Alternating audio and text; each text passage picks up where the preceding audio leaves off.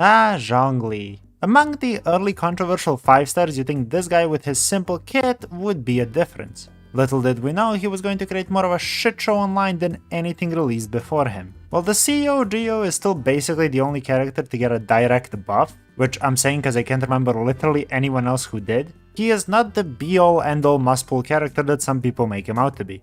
So what the hell happened with this character? Today we're gonna take a look at what made his release such a shit show and what he's like in the game now, as well as where he ranks as a character. So without further ado, let's look into the history of Zhongli. To understand Zhongli's release, it is first very important to understand the context of what happened before his release. Hell, before even he was revealed as a banner character. So we must start from the beginning. Zhongli first shows up in the story during your quests in Liyue in 1.0, a whole patch before his banner was in the game. This gave players a chance to meet the character, and a lot of them liked him because he was this old caring man who would forget about having to pay for stuff and was very who the fuck am I kidding? This gilf was getting simps left and right, Zhongli more like rail me. If your boyfriend or husband downloaded this game and you were worried he might make you cosplay one of the anime girls, I'm sorry to say, but this is who he was thinking about during sex.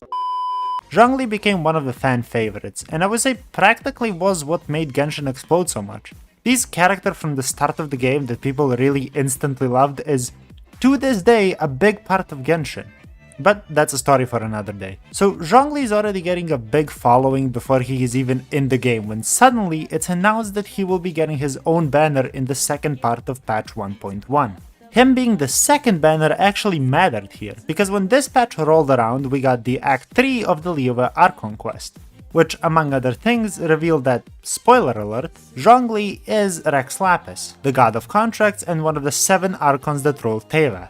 Why did this matter? Well, for one, shockingly, a lot of people think it's really cool to play as an actual god, and two, it's because Venti. Venti was the first Archon we meet and the first exclusive banner character that was ever in the game, and from day one, Venti was the best exclusive character and one of the best characters, period. There wasn't even much thinking or debating to be done about him, it wasn't even close. The utility and crowd control he brought to the game were just too fucking good. So much so that for some time he was hailed as the one must-pull character in the game. But a lot of people didn't get him. It was a new game they didn't know if they would like on release, and you can't really save up for a character as a free-to-play when the game has just released. So Zhongli story-wise being in the same category as Venti only boosted his popularity even more, especially among those who missed out on the first banner. It also helped that the banners in between them were Klee and Tartaglia, who were both controversial because they were both main DPS characters that had some quirky mechanics you needed to play around. Especially Tartaglia, where you had to use your melee form for a bit to shorten its cooldown, which more casual players didn't like having to play around.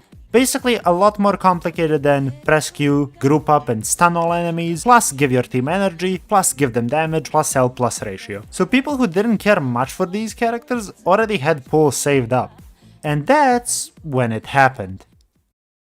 We last left off with ancient Liyue, beset by an ocean demon and a mountain dragon. Rex Lapis mustered his adepti to restore peace to the land. They say that before he set out, he spoke these words.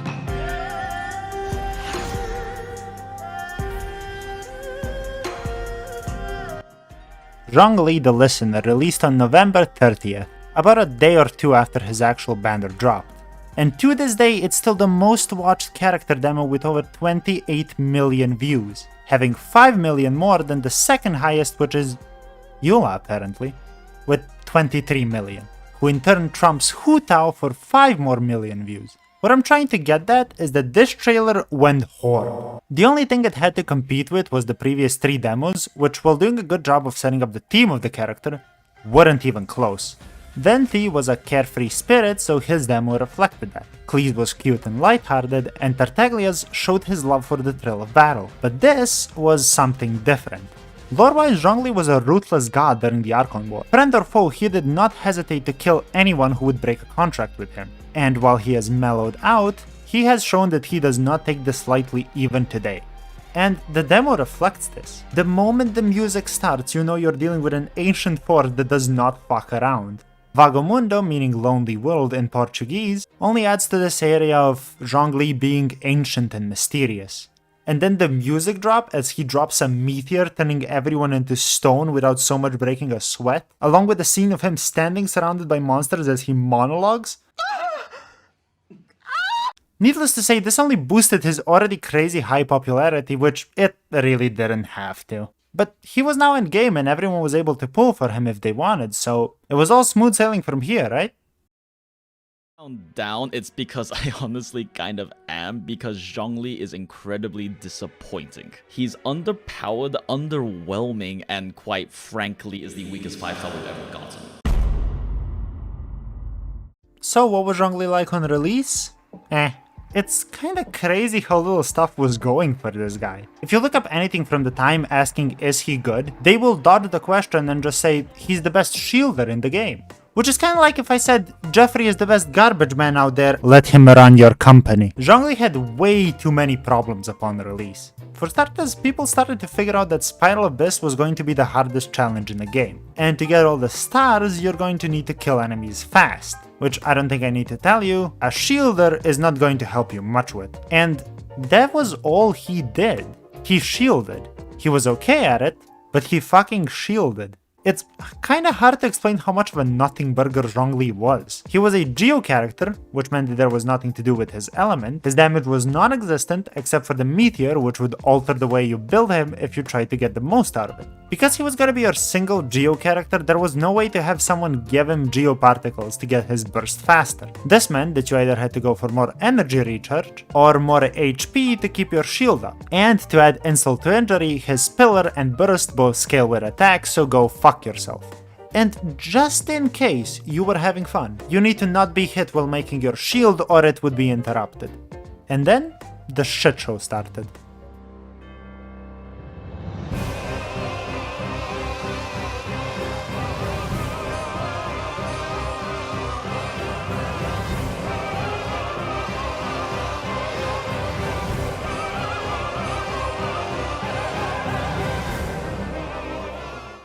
Zhong's crazy high popularity combined with the very lackluster performance upon release created a giant mess. Since someone had to be the first person to walk up to a bunch of Zhongli fans and go, "You guys know he sucks, right?"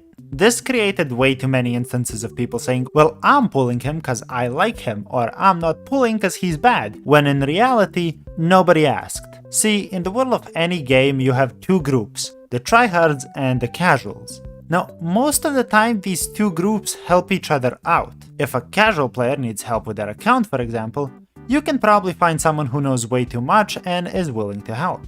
And a lot of more casual players are the ones drawing art and doing cosplays, of course. But there is a small part of both of these groups that just cannot let others enjoy the game the way they want. On the tryhard side, you have people who just get a random panic attack when a casual player tries to do things because they want to do it that way, even though it's not optimal. And on the casual side, you have people that for some reason feel threatened when someone wants to play the game optimally. Like that has anything to do with them. Unfortunately, Zhongli was the perfect catalyst for these two sides to just go to war. Hey guys, I kinda like Zhongli. Is he any good? Should I pull in his banner? Well, he's not that good at the moment, but if you like him, feel free to get him. Just don't expect anything amazing from him, okay? Zhongli sucks and anyone with half a brain should be able to realize that he is a skip. Oh, but I just like him. Okay, loser, I'ma be out there using my actually good characters. Oh my god, do you not know how to have fun? Why does anybody even care if a character is good? You're supposed to pull the ones you like. It's such a shame that you people have no friends to spend time with, so you sit home figuring out if a character in a game is good or not. Get a life. I think you basically get the idea of what the fuck was going on. There was basically enough copium in the air to drown a man just by googling Zhongli. Another part that made him really weird is that he was doing something that was so far into the game before that point. Patch 1.1 added 3 shield characters, which effectively doubled the amount. One of which was a new 5-star that went so hard into shielding and basically nothing else. Even if you understood the game, it was kinda hard to predict if shielding is going to become relevant at some point or not. It did seem very pushed at that moment, so there was no real way to tell how it was going to play out. This added more to the confusion since the argument wasn't only if Zhongli was good, but if shielding is good and is it ever going to be good. It doesn't matter how smart you are, shields did seem pushed that patch, and there was no way to know how they were going to affect the game. Like for example, let's say in patch 1.2 they released an artifact set that says, as long as any character has a shield created by the wearer of this set, their damage is increased by 50%. It sounds crazy, but even at that point we had crazy artifacts in the game, so it wasn't impossible. Basically what I'm trying to say is that it was both really hard to encapsulate Zhongli's meta relevance and also convey it to someone else. But obviously that's not how things are now, so what changed? I wrote changed in the script. Yes, many changed. Well, over time Zhongli has received much love. It wasn't just his direct buff, which obviously helped a lot, but they made him a full-fledged character as well, similar to Venti on release. For starters, let's talk about what actually got changed on him.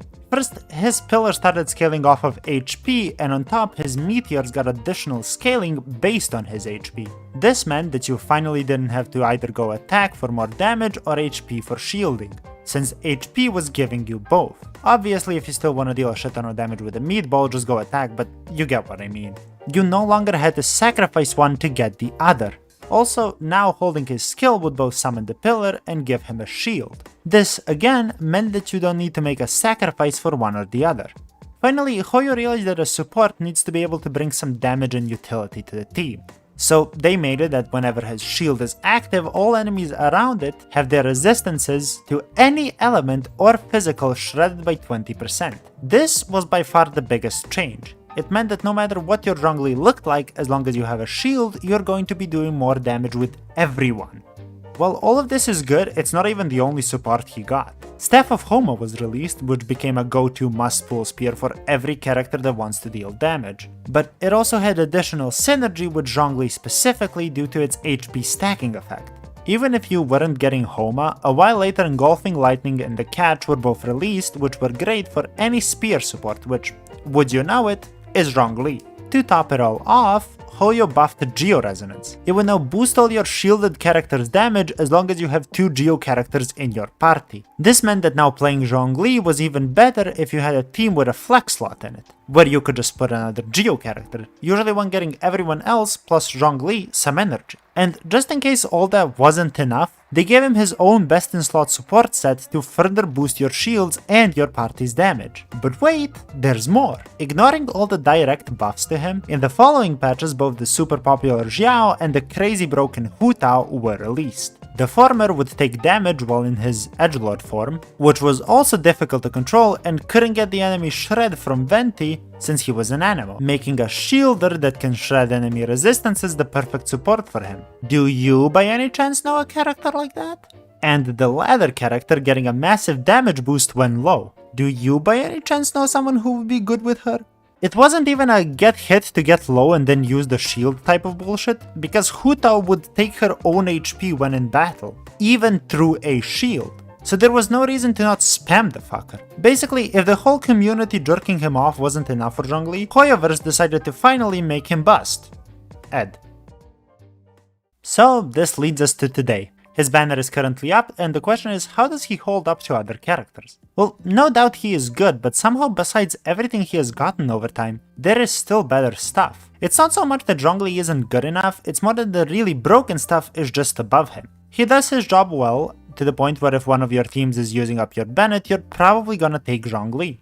But that's kinda the point. He's the best when everything else that is unfairly good is taken up or not available. He has his teams where he is just so good that you can't really use another character, but he is just not on the level of something that breaks the game. And I think this is due to his design. See, most of the time where a character breaks the game, it's due to an oversight on the design team. They don't realize that this character can do something that makes them a level above the rest. But with Zhongli, it's a different story. Hoyo not only got a second chance to make him work properly, but also carefully sculpted artifacts for him. They already knew what the older version was like and there wasn't really anything to do that makes him break the game, so by carefully giving him more, they were able to control how good he is step by step. This results in a character that is amazing at what he does, but doesn't feel like they just didn't realize what the game's meta was going to look like. He was made with a clear picture of what he is going to do post changes, and you can tell. So for that reason, my personal opinion is that he should go into the A tier. So that's Zhongli. Let me know in the comments what you think about this type of content and if I should do more. I do love nerding out about stuff like this, so I wouldn't mind making more of these in the future. Like the video, subscribe to see more, check out my channel, you might like some stuff on there. And I will see you next time. Bye bye!